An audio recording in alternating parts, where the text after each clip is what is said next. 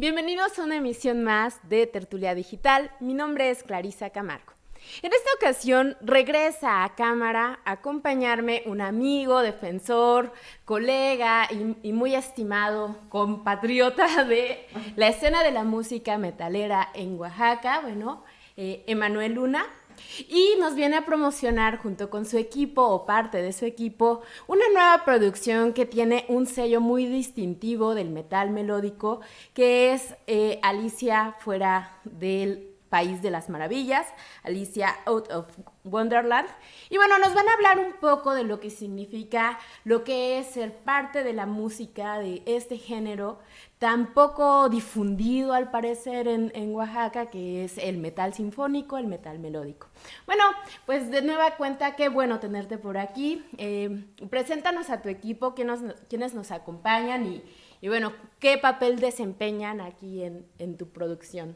Hola Clarisa, gracias de nuevo por la invitación. Yo soy Emanuel, yo soy el baterista, manager, compositor principal del grupo y pues él es parte de mi grupo, él es Enrique, bajista, y Miguel Martínez, él es de los coros. Metimos en el disco coros, es la primera vez que un grupo de Oaxaca y de los pocos grupos en México que trabajan con coros y él fue parte de esto, también arreglista. Enrique también es arreglista.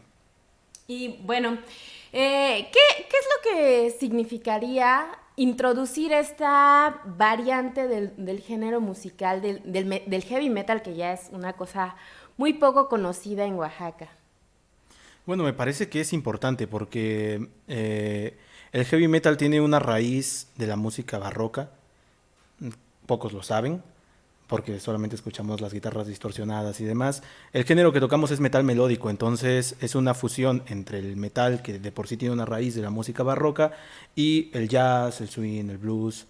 Y meterle los coros nos remite evidentemente también a los grandes coros de 1700, de 1650. Entonces son muchos arreglos, son muchas cosas musicales, es un trabajo muy amplio que fuimos realizando y que nos salió muy bien, gracias a Miguel. Miguel arregló bastantes cosas, yo solamente escribí la partitura principal, él se encargó de arreglarle a las voces. Tiene un muy buen coro, un gran equipo de chicos muy dedicados, muy estudiados, son chicos entre, si no me equivoco, entre los 10 años y los 20, entonces es un coro muy joven, pero muy bien trabajado a su dirección. Entonces es algo muy novedoso en Oaxaca, que tal vez se ha visto en otros países, pero tanto en México y sobre todo en nuestra ciudad, es algo muy nuevo.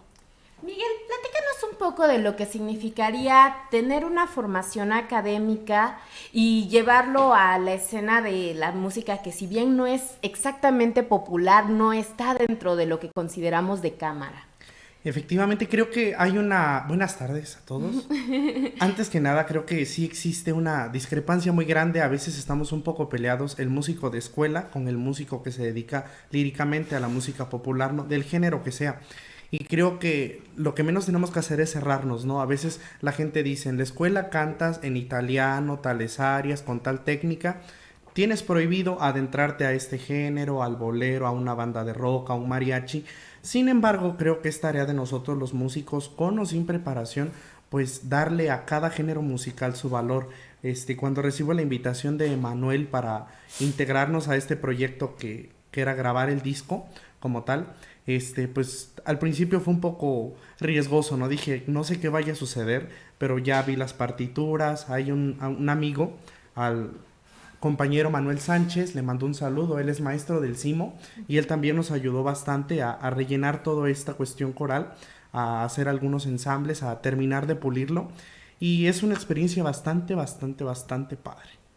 Enrique, tú que me imagino has estado como mucho más tiempo en la escena del metal oaxaqueño, platícanos qué es lo que significa la introducción de este modelo, quizás narrativo, en manera auditiva, en Oaxaca.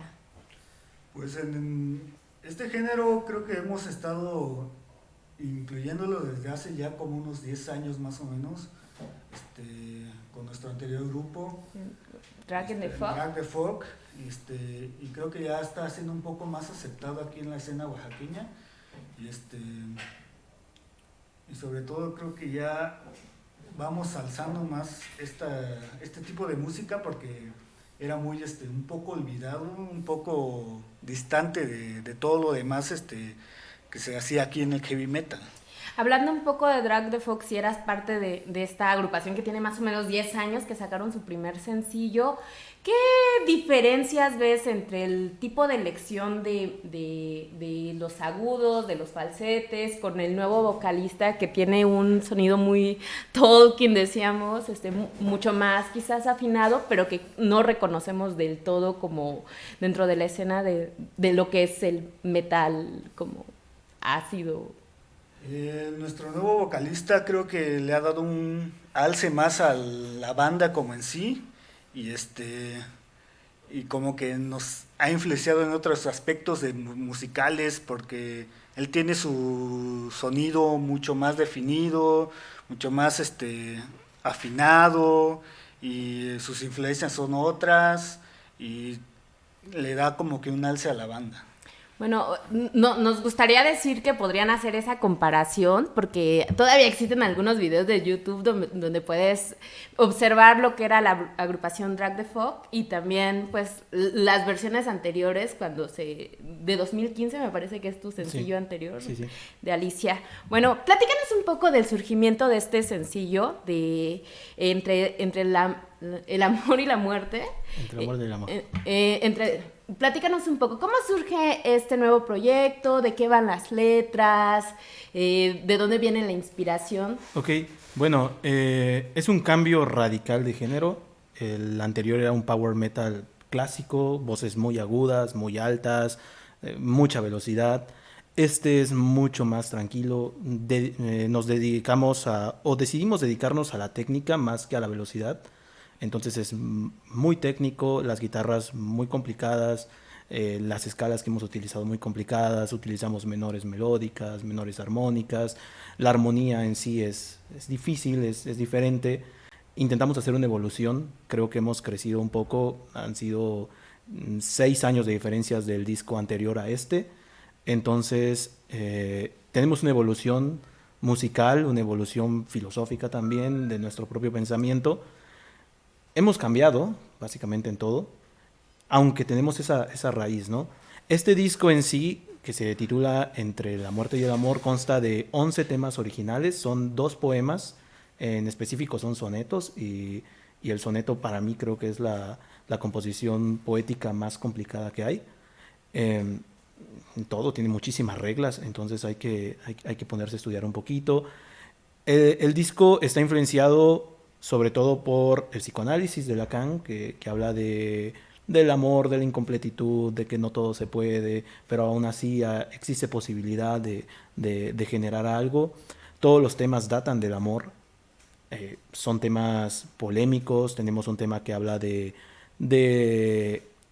los inmigrantes, de la gente que se va a Estados Unidos, la gente que migra de África hacia Europa, de cómo sus hijos se quedan en casa, esta parte de los extraño mucho, quiero volver con ellos, etcétera, ¿no? Tenemos leyendas, tenemos una leyenda irlandesa que habla de una sirena que conoce a un marín, pero no pueden estar juntos por lo mismo, ¿no? Bueno, tenemos temas vastos que hablan del amor, pero sobre todo hablan de una parte más realista en que el amor no es este mundo de fantasías, sino es aceptar que el otro es diferente a ti y hay una falta entre los dos. Ok. Miguel, en tu camino de profesionalización, ¿cómo has visto estos giros de lo que es académico, lo que se enseña en la Escuela de Bellas Artes, como con la vida real del músico, de enfrentarte a agrupaciones? Platícanos un poco de ello. Yo creo que ahorita estamos en una época en la que vemos que agrupaciones que pensamos que jamás en la vida se iban a juntar, empezamos a ver el rock sinfónico tiene muchos años, pero de un tiempo para acá la cumbia sinfónica, empiezan a meter coros a otro tipo de géneros que uno podría pensar que no se llevan, ¿no? Y cuando uno estudia, a veces existe este dicho que el músico se muere de hambre, porque uno cree que las posibilidades de vivir de esto son muy pocas, pero si nosotros observamos cada género musical con todas las posibilidades que tienes en cada uno de estos, te das cuenta que no, realmente hay muchísimo por hacer y depende del intérprete y del ejecutante, qué tan bien lo hagas o qué tanta empatía puedas generar con el público, ¿no? Para que les guste tu trabajo. Muy bien. Platícanos un poco, Enrique, ¿cómo ves la posibilidad de pasar de hacer covers de canciones, que también creo que fue algo con lo que trabajaron al inicio, a comenzar a tener letras propias y trabajo como ya estructurando una banda, ¿no? Porque además son súper jóvenes, ¿no? Para estar comenzando a hacer sus propias renovaciones. Pues empezar a hacer covers es como una inspiración para después ya realizar un trabajo ya más propio. Entonces, cuando haces un cover te entran más ideas en tu forma de pensar, de cómo de hacer canciones y ya como que te nutres de los covers, de los acordes, te nutres de las secuencias armónicas. Y entonces es como que la inspiración de hacer un cover de una banda que te gusta, hacerla tuya propia. Entonces es como que la inspiración para empezar a hacer una banda propia. ¿Y cómo viene este proceso de haber pasado de hacer covers a generar su propio sello distintivo? Es que es muy difícil de decir eso porque es como que, por ejemplo, en la banda cada integrante tiene una influencia muy diferente. O sea, por ejemplo, a él le gusta más el power, a mí me gusta más el heavy, a otro integrante le gusta más el death metal. Entonces eso es como que lo vamos absorbiendo todos y nos da más como que un horizonte más amplio para la música. Muy bien. Dentro de la recepción de su nuevo sencillo, platícame un poco, Emmanuel, ¿cómo ha sido el proceso de lanzarlo a plataformas? ¿Qué es lo que se tiene que hacer? Porque también a lo mejor algunas personas que tienen sus propios grupos no se imaginan cómo es pasar a Spotify. Por cierto, pueden ver mucho más de Alicia in Wonderland en sus redes oficiales, está en Spotify. Pero ¿cómo es ese proceso? Platícanos. Híjole, déjame decirte que es un proceso muy, muy complicado. Creo que vivimos en una época bastante difícil. Se ha hablado, muchos músicos han hablado de esto. Spotify paga muy poco, muy, muy poco. Déjenme decirles que son unos centavos los que pagan por reproducción. Prácticamente necesitas 10 millones de reproducciones para obtener 100 pesos. Entonces es una cosa muy, muy pequeña.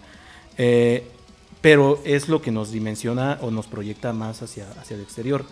Hay un mundo muy grande de música, pero la gente ha insistido en escuchar pues básicamente a los artistas de moda que están por ahí, ¿no? Entonces es todo un proceso muy largo en el que hay que hacer difusión, hay que proyectarnos a nosotros mismos, hay que tocar. Entre más escenarios toquemos, entre más escenarios pisemos, es la mejor forma de promocionarnos, no tanto por Spotify. Yo creo que Spotify es una de las plataformas que nos permite llegar a ciertos lugares, pero la forma más importante que tenemos para llegar, o la principal, es tocar en vivo.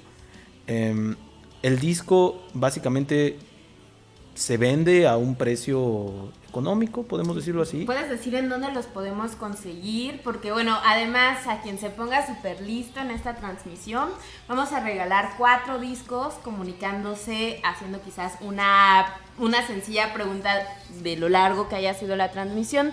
Pero de todos modos, ¿dónde podemos conseguir tu material, además de plataformas como Spotify? Y cómo podemos pues llegar a conocer de qué se trata y de qué va el disco. Bueno, lo podemos conseguir en nuestro Facebook. En nuestro Facebook es Alicia Out of Wonderland. Nos pueden encontrar así. Tenemos una versión sencilla, que es la que traemos hoy. Y vamos a sacar el próximo mes una versión más profesional, mucho mejor elaborada, más trabajada en todos los sentidos, porque no solamente influye el arte de la música, sino también es el arte gráfico y es un trabajo muy, muy largo, muy grande, desde el proceso de grabación, desde el proceso de composición. Hace poquito me llegó a Facebook el recuerdo de que grabé la batería, inicié a grabar la batería el 27 de diciembre del 2018. Es decir, es todo un proceso largo y el disco salió el 2 de octubre. Es decir, es Del año pasado. del año pasado, y la versión deluxe, la que va a salir en febrero, pues saldrá como por el 14 o 15 de febrero. Entonces es todo un proceso en el que hay que estar comprometidos los músicos, los invitados, toda la gente que se ha metido con nosotros, los patrocinadores, etcétera. Platícame un poco del proceso de composición. ¿Cómo puedes adecuar tu conocimiento técnico a estas escalas armónicas, a estas escalas melódicas? Háblanos un poco de esas pequeñas distinciones técnicas que a veces a la gente pues le satisface bastante, por favor. Propiamente hay que buscar lo que a la gente le gusta escuchar. A veces hacer una propuesta nueva es muy difícil porque a veces hay que justificar el hecho de por qué lo hago así, ¿no? Sin embargo, cuando yo ya recibí una estructura bastante bien hecha. De hecho, cuando nosotros llegamos a incorporarnos, ya tenían toda la base. Estaban grabando, pero ellos ya sabían cómo iba a sonar todo, ¿no? Para nosotros fue mucho, mucho, mucho más fácil. Y de hecho, con una o dos melodías que nos daba, pues era más fácil ir sacando todo lo demás. Ahí es cuando empiezas a meter todo el conocimiento de la escuela. A veces no te das cuenta ni cómo, pero pues ves que todo va funcionando. Y sí es un trabajo que puede ser tanto de escritorio como de oído, pero bastante bueno. Quedamos contentos los integrantes del coro con el trabajo realizado. Platícanos un poco más, ya que nos has hablado muy escuetamente de que tienen formaciones distintas y gustos por el metal que son mucho más variados. ¿Cómo percibes las variantes de estos géneros dentro del mismo metal en Oaxaca? ¿Qué conocimiento hay del mismo? ¿Y qué significaría entrar en la escena del metal con toda esta gama y abanico tan enorme de posibilidades? Pues en la escena del metal es que lo que muchos no saben es que es demasiado armónico. Muchas personas no saben que no solo es ruido.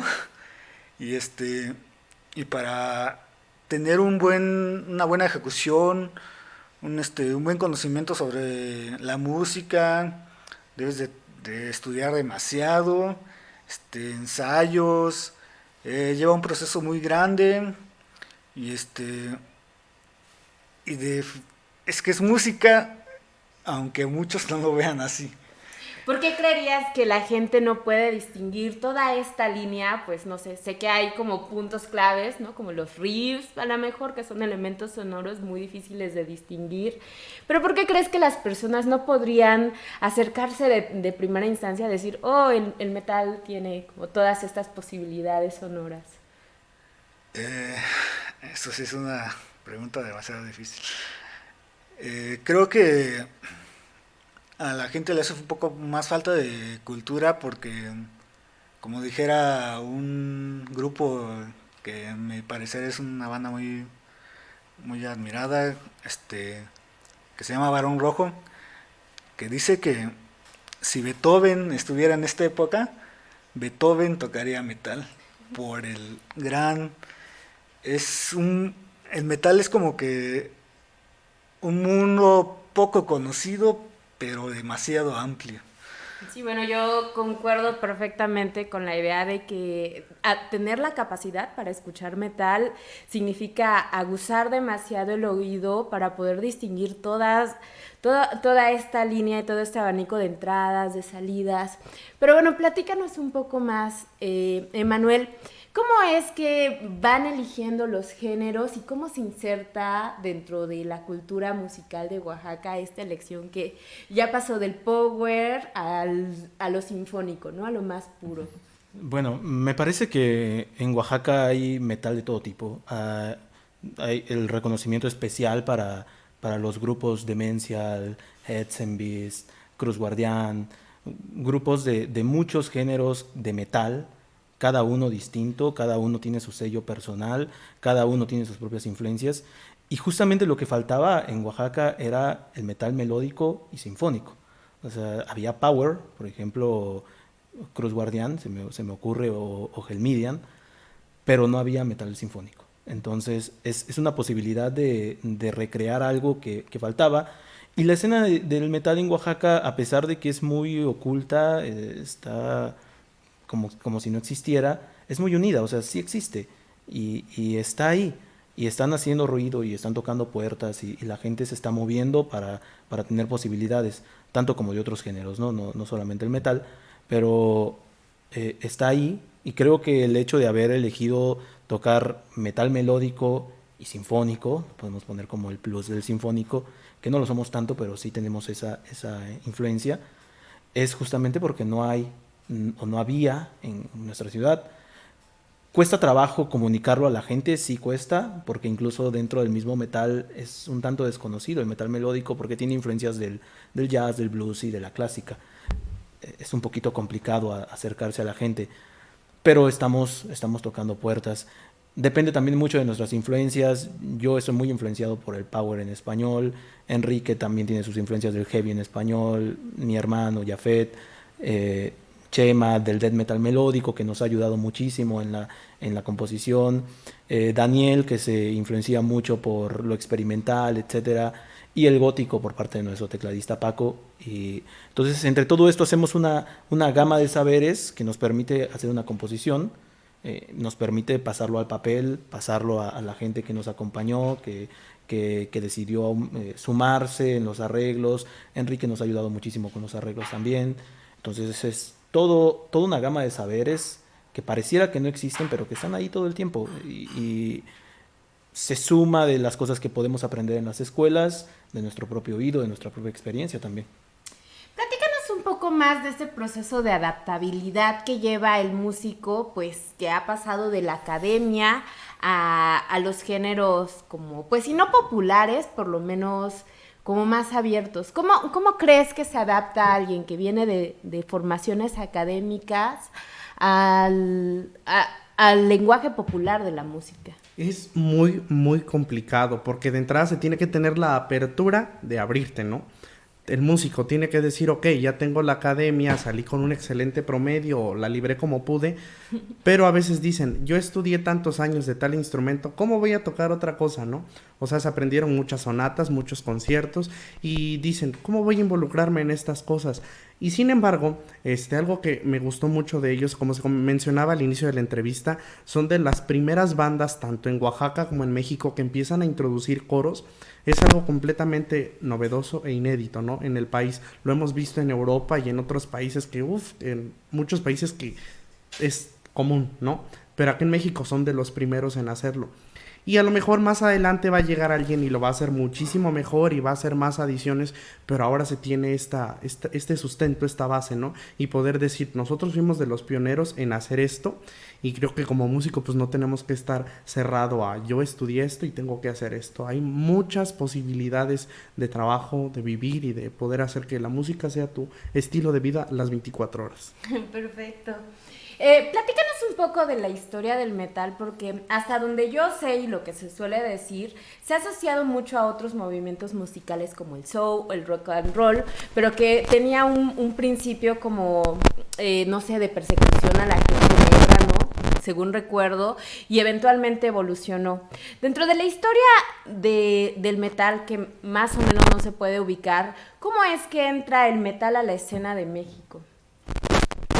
Empieza la escena de México en el Festival Arándano, ¿no? Fue en el 70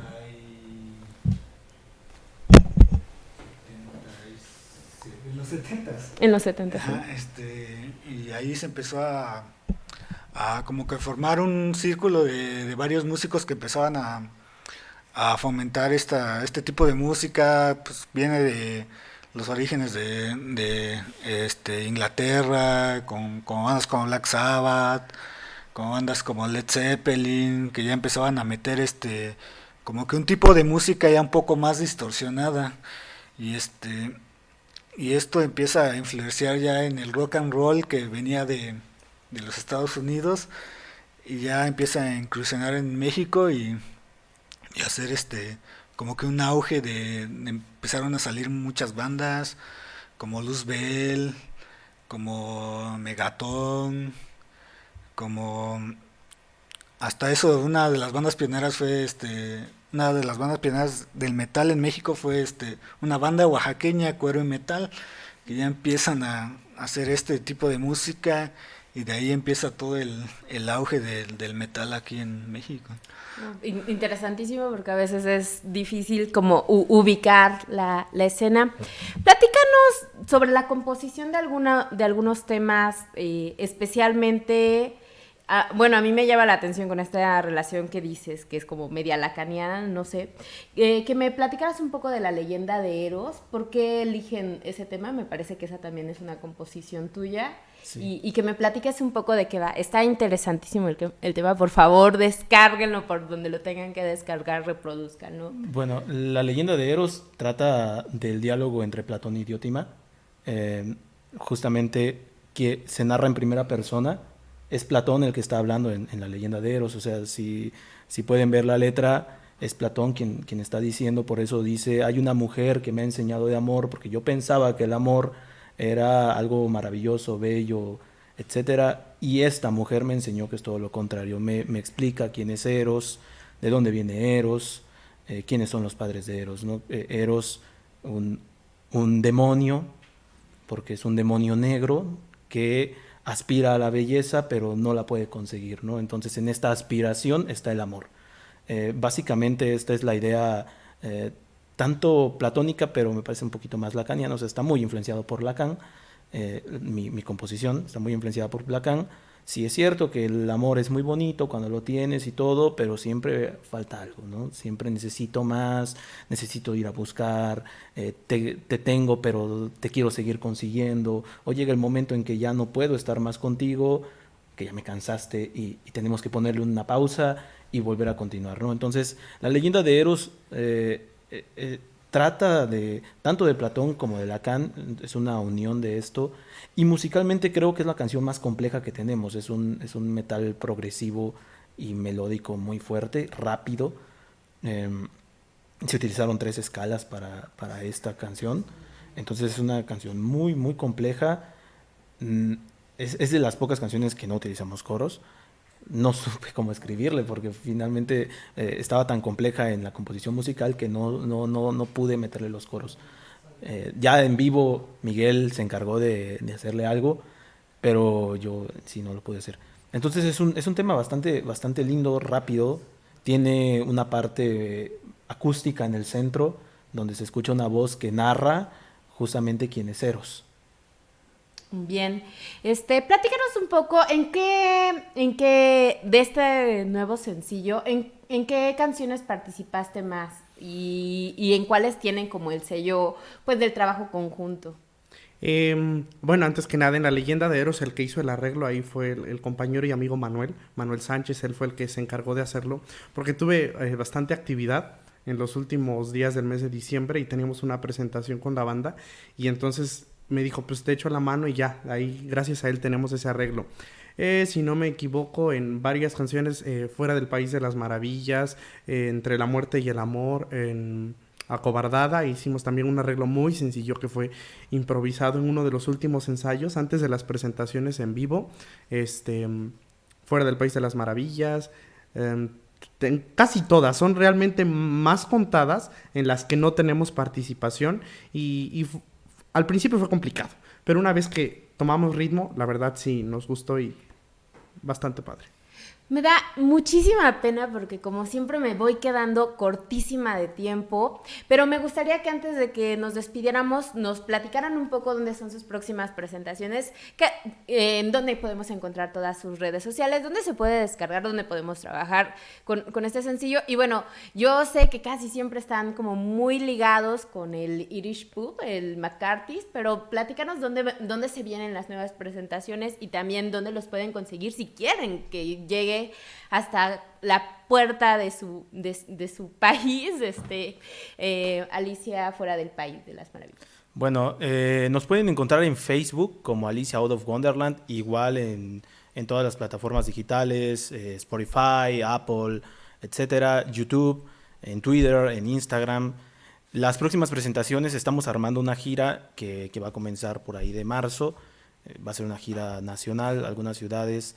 Ya estamos confirmando Puebla, Coahuapan, Ciudad de México, Toluca. Entonces estamos moviéndonos por ahí. Ahorita estamos en el periodo de ensayar todo el repertorio que se va a tocar.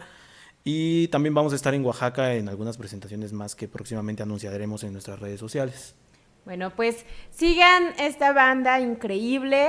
La pregunta final que pudiéramos hacer para que consiguieran estos 4 sencillos que están disponibles. Dime alguna parte que te haya interesado de la entrevista, a lo mejor para que pudiéramos lanzar la pregunta y la reescribieran, con eso regalamos el disco. Pues me parece que la pregunta sería, ¿en quién está inspirada la canción de La Leyenda de Eros? Increíble, bueno, entonces ya saben en quién está inspirada la canción de La Leyenda de Eros. Se comunica con nosotros al 951-1860-736 y bueno, se quedará en línea por si quieren conseguir alguno de nuestros sencillos. Muchísimas gracias, banda, por venir. Nos estaremos viendo muy pronto. Yo soy Clarisa Camargo, esto es Tertulia Digital. Hasta la próxima.